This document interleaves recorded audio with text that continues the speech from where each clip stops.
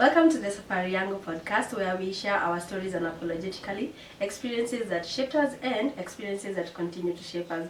Today, I'm joined by the beautiful, the sassy, yes, Mora. Tell us a little bit more about you, by the way. Well, of course, the way you've said, my name is Mora. I'm a business person. I'm also a marketer. I am a very friendly person. I like to have conversations. So today I hope you're going to have conversations, not questions and answers. I said, yeah. So me and Mara have known each other from high school. We're actually in the same class, graduated the same time from high school. Yeah, all these years, honestly. Yeah. It's been a long journey. Yeah. Karibuka podcast. So I've known you like half my life. Hey, my lord. Yeah, right. It's actually half my life. Oh, wow. Yeah. Oh, yes. So today we are actually going to talk about definitely what our experiences have been through, what we learned in our 20s that we're not doing in our 30s. So Mara, what's like that one thing you learned in your 20s that actually when you look back you feel like laughing about it? First of all, I used to really care what people are going to say. I used to care what am I going to sound like if I go out there and maybe take a microphone and speak to a crowd. Suppose I say the wrong thing. And then I realized I'm an adult and nobody's going to whip me. People make mistakes all the time. Look at our politicians. They just go and say anything, even the most ridiculous things. True, and nobody goes to whip them. So that one gave me the confidence to be able to talk to people and know that if there will be a mistake, I'll correct on it.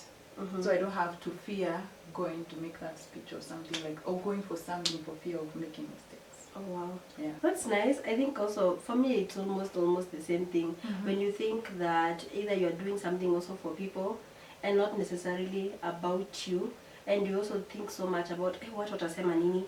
Like you would have made a different choice if it was not for the people. Yeah, if it's not, that perception that you have that, what wananiona, they'll judge me a certain way or something like that. So at some point in life you get to a place where you realize, this is my life. I have no other life to live, and every decision I make, it's up to me, how it affects me, what I do, the consequences, and you don't need anyone's permission. Yeah, and you realize that there are so many opportunities that you didn't end up taking because you were so fearful. You did not take the chance to do it. Wow. Yeah. That's true. The most, the point of contention, like in the context of relationships.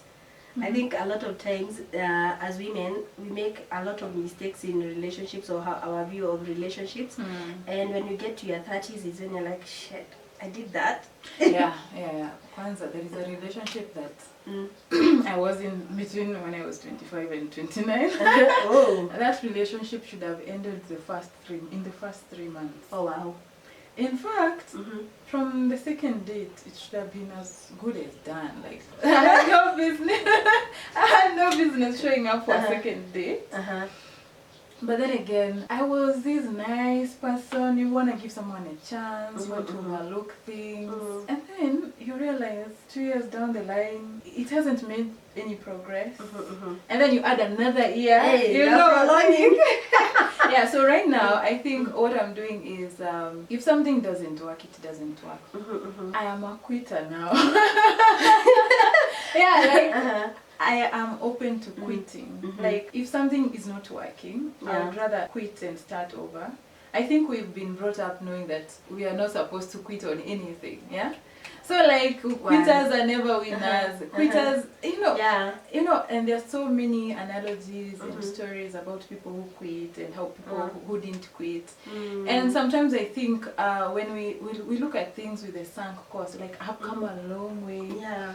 So you want to hold on? Yeah, that is the same thing I did in that relationship, and I feel like I should have just quit in the first 3 months. I would rather even have stayed single for those years. Hey. Rather than staying in a relationship that did not make any progress or add any value to my life. And if anything, it took a lot of my energy. Interesting. For me, I would say relationship-wise is that first, I think it's two major lessons. First is love does not hurt. It shouldn't hurt. It shouldn't. It should be easy actually. I know. It should be easy. It should be of course it has its own challenges, but then the kind of stuff women put up with in relationships, mostly because I'm talking from women perspective at this point. Honestly, it's not worth it. I feel like women, we need to be taught how to love on ourselves. Your self-love, extend that self-love to yourself before you give it. Like, why is it so easy to love on other people and you're not loving your self-hate kimpango? You're not loving on yourself the same energy unapewa wase wengine. Like, let me ask you a question. If you cut an avocado into 2 pieces, and there is one which is bigger and the other one is smaller, which one will you take for yourself and which one will you give your friend? Like, suppose we're here now, you're cutting an avocado, you're most likely to give me the bigger piece. That's what I was actually told by my mother, that if you ever make the mistake of cutting avocado patani kidogo kama hata chapati, anything you share between 2 people or whatever, you always take the smallest piece. That's what I was told. You know, I have been intentionally taking the bigger piece without any shame. I mean, I've got to take the best things for myself. Hey, you're in a better place. You learned this early. I don't know, because I'm just like, if we have to talk about self-love, then it should start even, because some of these small things add up to the bigger part, which is the mindset that we have. So if you think that others should always get the better thing, you're going to give them the bigger piece of the pie, bigger side of the avocado. You know, like if there are two cups and you have tea that you're pouring and there are only 2 cups, one is bigger and the other one is smaller, I'll put mine in the bigger one. Okay, honestly, this is something we are talking about right now, and it's something I've always done since I was a kid. Like, my mom taught us that if you mess up, you take the smaller portion, you give whoever else the bigger portion. Yeah, you and see, I think it was inculcated in us a long time ago. It's like it's part of our fabric. That's why we don't love on ourselves that much in comparison to how much love we give other people. That cuts deep. Yeah, you know, I just realized that there's these small things that we do. Yeah, like the same way. Okay, of course, as millennials, we've come to realize that we need to wear our good clothes any day. You know, we don't have to wait for special occasions. We don't have to have pikombeza again. You know, so it is the same way that we need to also unlearn this thing of you have to give other people better things than yourself. Like the same way visitors would come to our homes and then our parents just give them our bed and then you have to sleep on the floor. Hey. Yeah, so I think it's the same way. It's the same way you have to unlearn those kind of things. Yeah. Okay, I hope people are listening. Honestly, we need, even me, I still think I need to unlearn, honestly. And then for me now, the other point was in the context of relationships. One of my biggest lessons was so to have a goal. Like, if you get into a relationship with somebody, you need to look at what are your long-term, short-term goals, and where do you see yourself in this relationship in the next few months, for example, and have like sort of audit your life with this person. At some point, jiteka mkutano, like, you know, those hard questions. Ask them, like, you can ask the person and also ask yourself even. You're like, okay, so I had hoped maybe by the 6th month, this is where we'll be at. Are we there? When I look at how a relationship is it making sense to me? Like, kuna mahali tunapelekana na huyu msee, or this is it? That's logical, but why do you think people don't ask such kind of things? Because you don't want to face reality. Yeah, because I feel like if I'm in a relationship with someone, that's how I measure it. If I'm in a relationship with someone and I feel that I cannot ask this because maybe I'll come out as too forward. Yeah. And sometimes they say that women are not supposed to be the ones asking this question. But you see, I was in a relationship for 3 years. 3 years! I should have asked where this relationship is going. But then, so for me, how I measure it, if I cannot feel free to ask you where this relationship is going, or what are your goals with this relationship, then it's already toxic. It's already not a very enabling environment. Oh wow. Yeah. That's actually true. Yeah. And I think in a relationship, it should be very clear. Where are you headed? You know, the way we are friends, if we were here and we want to go to town and we are going to do a number of errands, I would ask you, where do we start? because I feel safe with you, and I feel like we are operating on an equal ground. That's true. But then, if you feel like this person, actually that's how I know I'm losing it in a relationship, if I cannot ask. If I feel like, if I ask this question, I'm going to spoil things. Yeah, if I'm going to spoil, let me spoil them. Now, that's another thing again. That's another thing that I've said. Let it spoil my pema. If asking questions is going to spoil it, let it spoil my pema. Before we go very far and realize we wasted our time. Oh, wow. Yeah. I totally agree, by the way. Why are you walking on eggshells with a potential long-term partner? Imagine this is someone you're going to spend the rest of your life with, and you cannot ask them such simple questions. Yeah. And how did your 20s shape your view of friendships and how you choose your friends right now in your 30s? In my 20s, I used to be friends with people who are around me, colleagues at work, maybe neighbors. You know, proximity used to shape my friendship. So I never used to look at it like values or more concrete reasons. But right now, I have to look at values. And is this person, are we adding value to each other? Because there are some friends where you're just in each other's lives, but you're not making each other's lives better. True. You're not challenging each other to do better. So right now, I just have fewer friends. I would rather, I used to like to have many friends back then. Yeah. But right now, I would rather have few friends that we have meaningful connections with. Makes sense. Yeah, so like someone who would actually come with me to go see my mother. Someone who can even talk to my mother on their own, like, you know, such kind of people, like, as in that level of friendship. Not the one where when you're facing your own problems, you cannot even call them. Like, how I measure it, the subconscious way of doing it, I have found, if I'm in trouble and I feel like I cannot tell you about it, I don't think we are friends. No. Because I fear maybe how are you going to look at me? Are you going to judge me? So if you are this friend that there are some things I would be going through and I would begin to tell you, then that's we are not to give. So how are you doing it? For me, I would say the things I learned. When I was in campus, I thought like all those people who are around you, they are your friends, eh? Yeah. And then you come to realize, kumbe you are the one who is their friend. Right. The other day someone said, you know, you're my best friend. Okay, first of all, I didn't know how to react. Oh. I'm like, wait, I'm your best friend? Oh yeah, so I don't know. I know what you're saying when so you are their friend. As in they're your friends, but you're not their friend. Exactly. So I think when I was in campus, I had that illusion. I surrounded myself with people who I thought that we were like friends, you get. And then as you said, you get to a place where maybe you need their help or you need a listening ear or something, and these people you can't count on them. You get, because apparently the relationship is very one-sided. Yeah, so in my 30s now, I am more intentional. It's like, am I really your friend? Because if it's not reciprocal, like our mutual, then I'm like, then maybe it's not worth my time, my investment and all that. Because even in friendships, it's an investment of your time, of your energy. The days you listen to somebody ranting, or maybe the day you will show up to just maybe go to an event, as you said, maybe we have a Aurora show. Like I can come to your Aurora show, you can show up to mine, for example. Yeah, so it's for me, I've learned that now friendships need to be very mutual. Otherwise, they'll end up being like very draining. But then there is also the adulting part. Yeah, like let's meet on Sunday. And then I see what you mean. And then on that Sunday, you call me.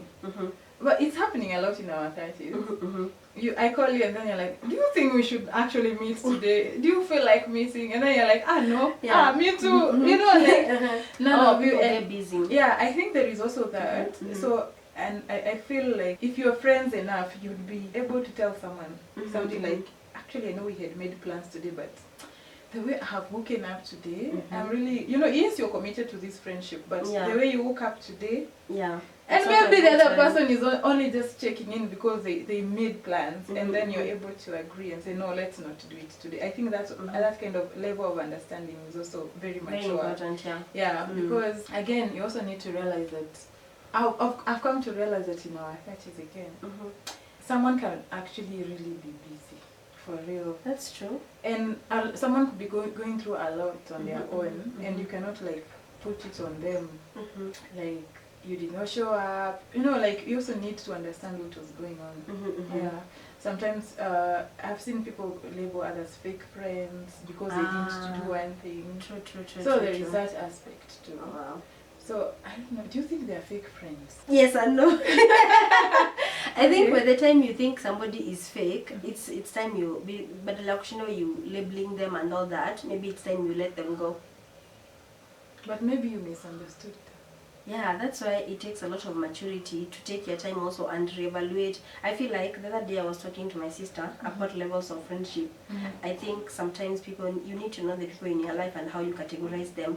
Like it could also, when people say fake friends, it could be because of the expectations you put on your friends. Exactly. So if you probably like manage your expectations and also you go you categorize your friends. Like, I know if I come to Jirita with certain problems, she can help solve. But if I go to somebody else, regardless of how many times I tell them, they won't be able to have that capacity. So know the people you can rant to, the people you can go to for financial support, the people you can go for a good time. If you like categorize them in that way, then it helps you manage your expectations, and then maybe you might not have to say like, oh, this is a fake friend. Okay, but then again, what is fake? Fake, is it like you're pretending to be a friend? Because it's sometimes you might call me and maybe I'm going through it. I'm really going through it. And then because you are also going through it at the same time and I didn't show up for you, you categorize. Yeah, so I think that there needs to be a lot of, it calls for us to really be very intentional and mature about it. And that managing expectations. Yeah, very important. Because if you don't, utakaa tu hapo you are judging people. Alafu pia I've learned to extend people grace. Like ile yenye, the same way you could be going through like a rough patch in your life and you are having a really bad day. You can't just assume somebody else could actually be having a bad day just the same as you are. Yeah. But then actually what has helped me also, something also I have learned, I think turning 30 really, it was like, it's an eye-opener. Yeah, like first of all, I learned that I can actually decline things politely. Because you have expectations and maybe I'm not able to achieve something that you want. I just tell you I'm not able to. I mean, there is no need of really pushing myself through a season where I'm not able to come through for you. To my, detriment, yet I could explain to you and maybe you would have taken it positively. By the way. Yeah, so I think explaining, like for instance, this time my friend needed me to travel with her to the village.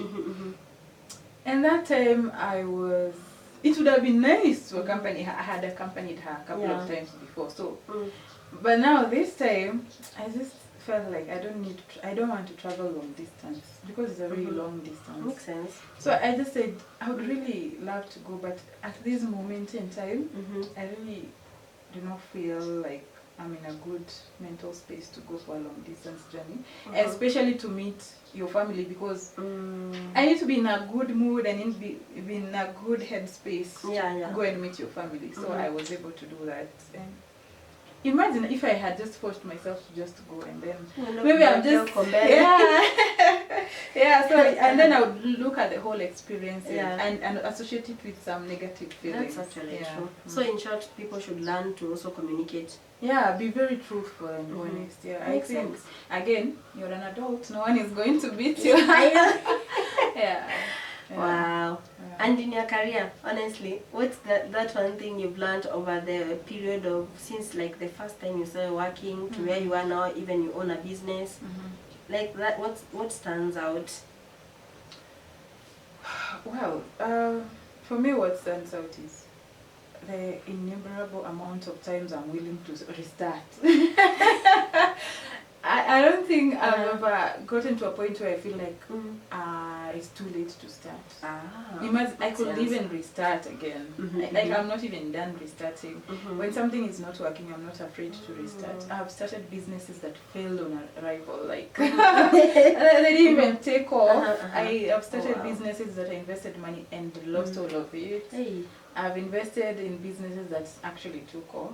So, and the difference was in businesses that I started for passion actually really worked. But businesses that I started because I wanted money. Because I'm like, you're likely to make money in this business, but you're not very interested in the business itself, or you don't feel like you're likely to make it.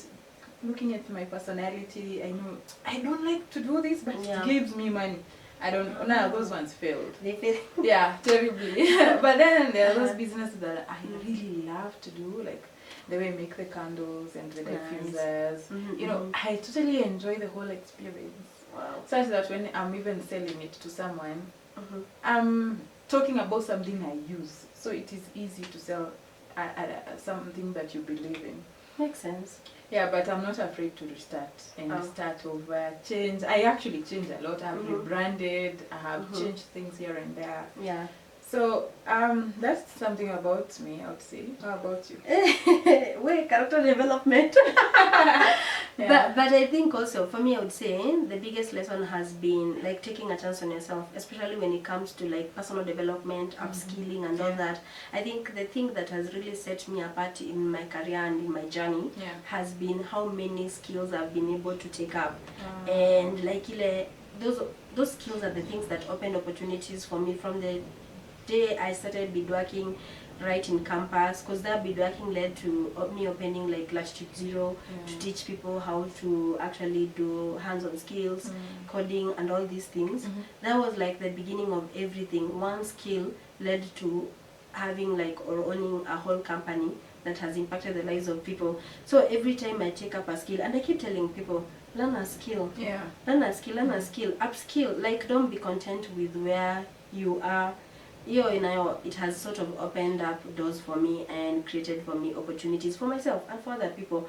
So that's the one thing I would tell people. And on the other hand, in terms of career, I'm even learning up to this moment. I have been in spaces where people minimize you. People minimize you and minimize your contribution. They underestimate you. They underestimate you, and you're so brilliant. I have been in a space where I have been undermined, and it's like you're now fighting for space. And honestly, right now, that one is something I'm currently already working on, or I have been struggling with in the most recent years. But it almost dimmed my light. The way you now start thinking like, oh my God, Sasa, I am stuck here, blah blah, Yeah, sometimes people they can really overlook you and underestimate you to the point you almost believe them. I had writer's block. Beginning of this year, I had writer's block because of some job I was doing. I have written all the way from 2018 professionally, but there was something I was working on, and the person who was in charge of my work didn't believe in my writing. They kept saying so many things.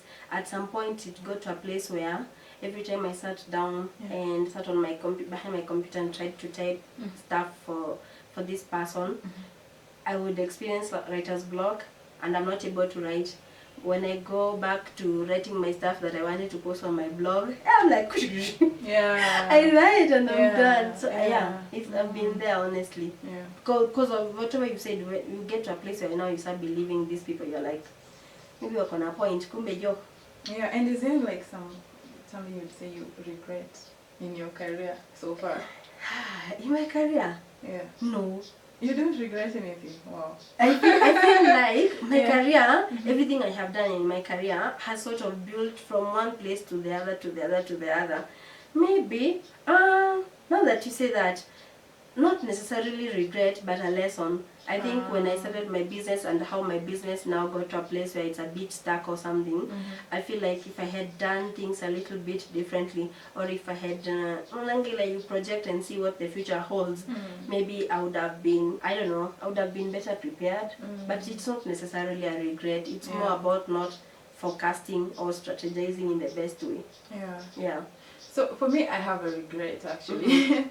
So initially when I finished school, I was taking up jobs with my family in mind, like my siblings. So instead of taking a career path that would have likely given me a long-term growth, I took jobs that would give me money faster, more money faster, but short-term gains. Yeah, short-term contracts Mm-hmm. and not without any long-term prospects. Mm-hmm. Just because black tax. Like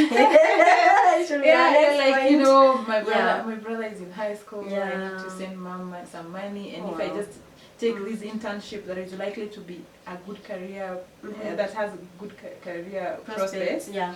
I just take the job that will pay me maybe more money, that will enable me solve this current problem. But the contract is only for a year, Hey. And I feel that that one has dragged me a lot. It did drag me. I think I recovered. And so I felt like I was making decisions based on other people who may not even have been aware that I was making those decisions on their behalf. Most of the times they don't even know. Yeah, and then it comes to a point where they're like, and it's been long since you graduated, and why haven't you grown in your career? And these are the same people. Yeah, these are the same people you are sacrificing to support. Yeah, so that's one career mistake I made. Initially, when I was starting, I made a lot of false starts just because I was putting other people's priorities before mine. Before your own. Yeah. Damn, interesting. But now, now it's just like I'm at the point where I'm building an individual, like I have my own individual goals. Yeah, so others have to fit within those goals, not me fitting into theirs, especially the people like I feel like I need to support, like people fall under black tax. Wow. Yeah, makes sense. And now that you have mentioned black tax, let's talk finances. Yeah, what was like that lesson that you learned in your 20s that you're carrying in your 30s? I think in my 20s were just making mistakes.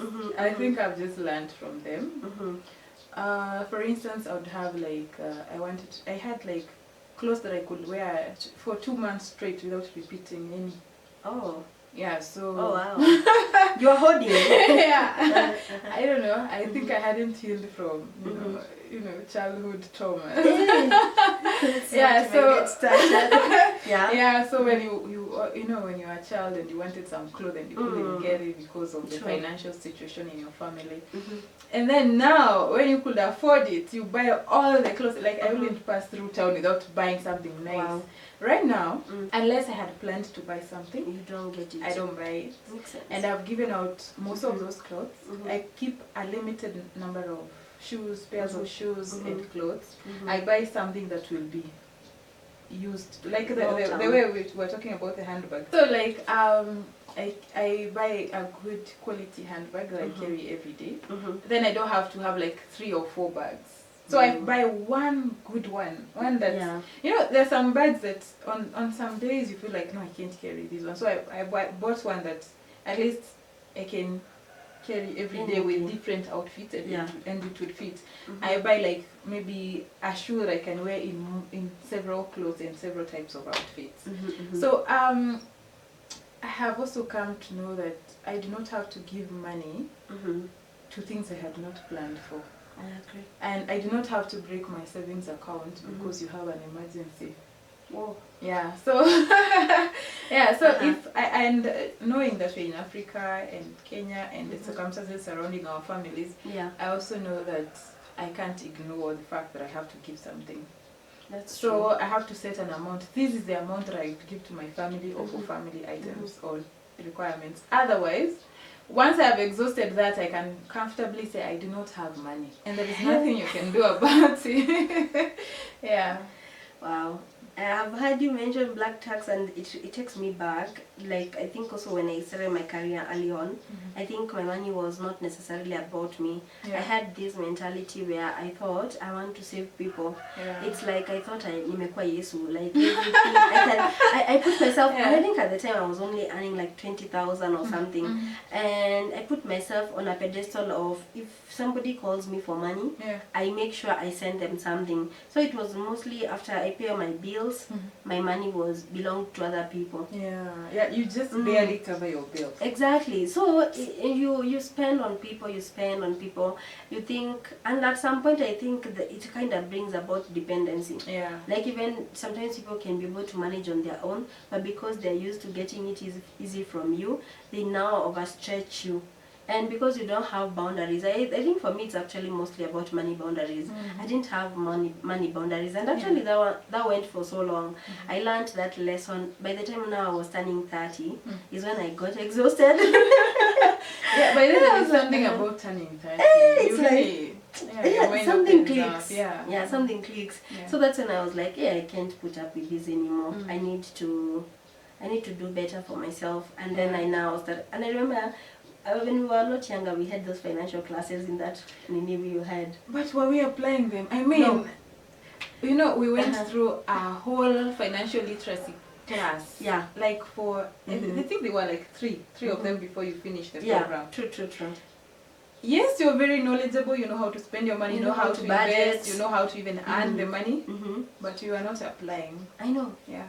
That was the saddest thing ever. So for me, it became like a loop for the longest, making the worst decisions when it came to money. Yeah. But the day I woke up to now, and you can blame these people. It's more about you. I've heard people say, when somebody put a gun on your head so that you can give. I think it's a people-pleasing thing. Yes. So we grew up being told that if you behave well, people are going to treat you well. Yeah, you'll be rewarded, but is that how the world is? Wow. People take advantage of nice people. That's true. Yeah, actually that's also another thing I've learned about money. If you're usually the one who is like maybe 3 siblings, your mom calls sibling 1, sibling 2, and maybe you're sibling 3. Yeah. And then you're the only one who gives money this month.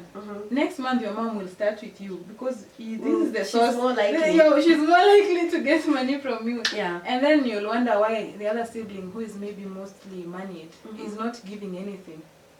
Yes, all the financial burden of the family is on you. Yet you're not the only sibling. Yeah. Yeah. It's quite So I think the people pleasing, like, okay, I'm going to be the one who gives my mother or my father some money.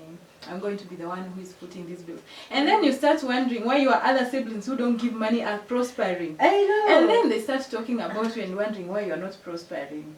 I have seen it. I have faced it. And like someone is telling you, why are you usually broke? You usually send them money every month. And then when one day everything comes falling down, they ask you, but you used to have money. Yeah, Where why did didn't your you money save? go? Why didn't you save? Yeah. Why didn't you invest? And apparently it's them you were giving all your money to. It's And the other thing I realized, nobody actually hates those siblings who don't give them money. Nobody actually knows. And sometimes they're your parents' favorites. Yes, exactly, because they do not give on those regular occasions, but when they actually give something, they might actually do a grand thing for your parents, and then the halo effect, they'll just look at someone who does the major. Yeah. Not even just the one who was sending the maintenance. Imagine. Like That's very true. Yeah. Wow. And when you think about mental health, emotional health, what are the things you've learned about that in particular? Emotional health, mental health. First of all, when it comes to your emotional health, how you react to things is totally up to you. What other people do, you are not in control. So, and first of all, it has to start from a point of self-awareness. That's true. Because, there is this post I saw, someone is saying, their grandma, they went to school and someone called them fat. Oh. And then they went home and told their grandma, but Granny, someone called me fat in school. And then the granny asked, but you knew you were fat before you went to school. Oh no. I mean, if I know I'm fat, whether you call me fat or not, I should be okay. It's not news. I mean, if you knew you are fat, if someone calls you fat, it's not news. I mean, you already know that. So you're like, okay, I'm fat, so what? And so what? And so because you are already aware. But if you are being delulu about your size and maybe you're calling yourself petite, that's when it would affect you. You are living in denial. You see, that's when it would hurt. Interesting. But then, so I have I've come to be like I have invested more in self-awareness. I need to, like I have come to learn, like, when people do this, it triggers me.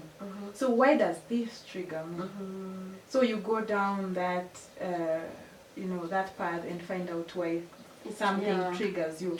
True. And once you actually get to learn about it, nobody can use that point to attack you. I agree. Yeah, so I don't let other people. Yeah, I don't let other people be in charge of my emotions. When I'm angry, it's me who's decided to be angry. Yeah, I have decided to be angry at this thing. But just because you did things to make me angry, I can decide not to ignore you. Wow. I can decide to ignore you or be angry about it. Yeah. So the choice is still up to me.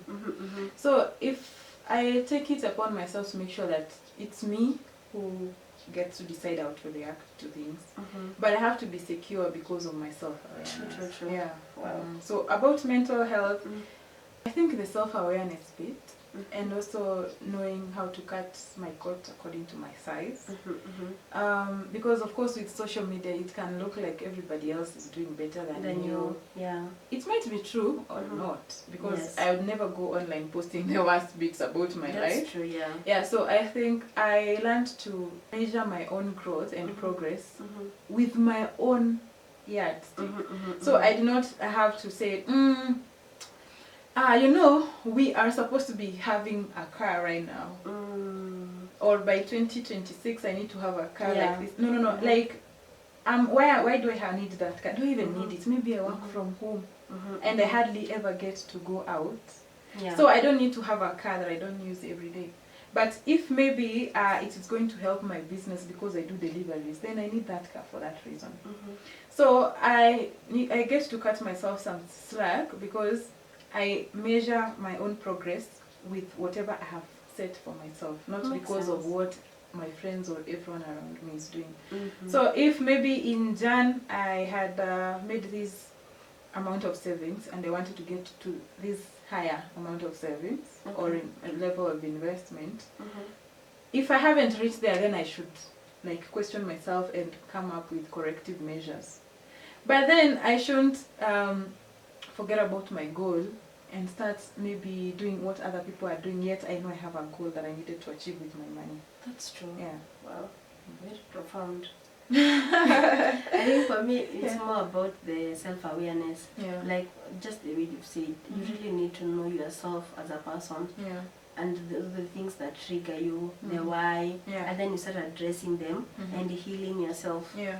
When you start healing yourself, it becomes easy to also deal with the world. Yeah. And knowing that sometimes things people say or do is not about you, it's about them. Yeah.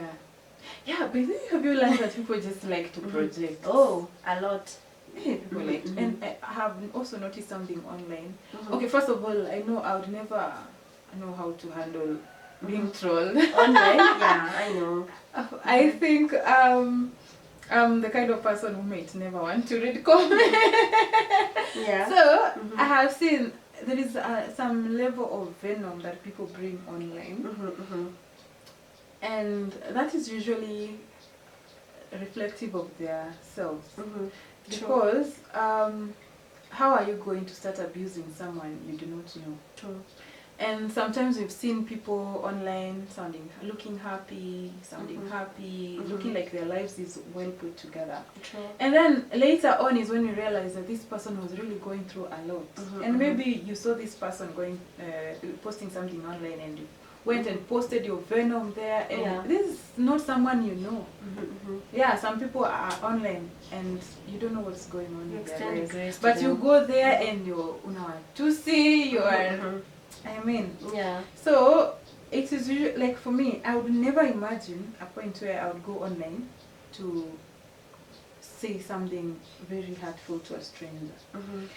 I think if I disagree with someone's opinion, I would rather just give my opinion, but not attacking their character. That's true. But right now, even if you post your person, they'll be like, mtaachana tu, you know, until they don't even want to post good things. I hear you. People are used to very negative, there's a lot of and they negativity expect online. Negativity. So there is also that, and I have to be aware of that. Yeah, that's true. Yeah.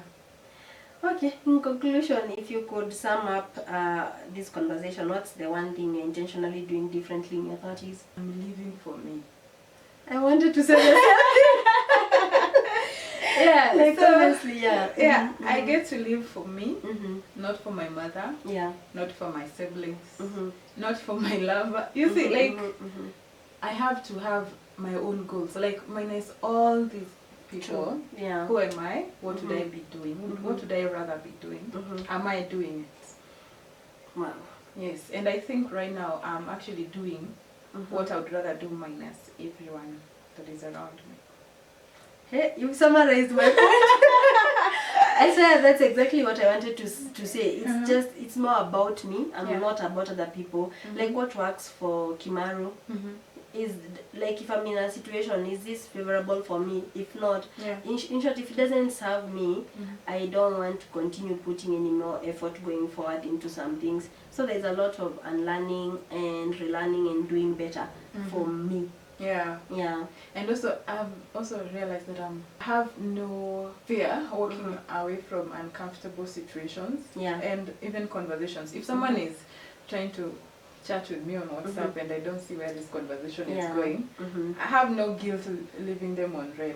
Makes sense. Yeah, so I used to feel like I need to put the last message. Uh-huh. My message has to be the last, even if it's just a thumbs up. No. Right now, if this conversation is not going somewhere, I have the courage to be the one who left you on red. And I think the one also thing I'm taking away from what you said and the conversation we had before this episode, you told me about the quitting thing. Yeah. Like, I think that is a lesson I'll actually carry from this particular episode, because I think there are some things I need to quit. Yeah, I mean, quitting should be sometimes also a tool that we can use. And not just life. Yeah, like quit something that doesn't have you. any. Yeah. Wow. Jerita, Mora. Yes, Mora, thank you so much for joining the podcast, honestly, and making the time. Thank you for having me. We appreciate you. The shy lady is no longer shy. Hey! For our listeners and viewers, thank you for making the time and for supporting this channel. Check out all our social media platforms. Where can they find you, by the way? Mora Michira on Facebook. And she has a business, whatever. Yeah.